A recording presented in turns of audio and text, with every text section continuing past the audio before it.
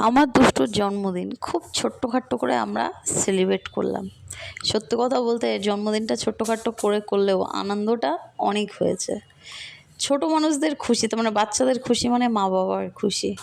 সেটা বড় করেই হোক অনুষ্ঠান আর ছোট করেই হোক। ছোটোখাটো অনুষ্ঠানের ভিতরেও একটা শান্তি থাকে যদি মনে শান্তি থাকে।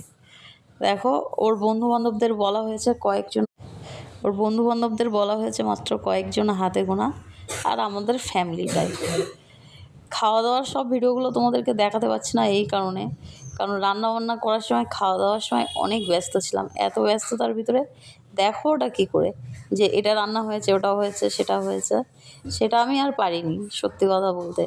কিন্তু কেক কাটিং আর একটু এই ঘরটা অল্প করে বেলুন দিয়ে সাজানো, এইটা শেয়ার করলাম। আশা করি তোমাদের ভালো লাগবে। আর আমার দুষ্টুকে একটু আশীর্বাদ করে যেও। আর আমি ইউটিউবে নতুন, আমার পাশে থেকো। পারলে একটু আমার চ্যানেলটাকে সাবস্ক্রাইব করে যেও। আমি অনেক খুশি হব, আরও নতুন নতুন ভিডিও তোমাদেরকে দেব। তোমাদের ভালো লাগবে, তোমরা আমার পাশে থাকবে, আমিও প্রতিদিনের আপডেট তোমাদেরকে দিতে থাকবো। সবাই ভালো থেকো, সুস্থ থেকো, টাটা।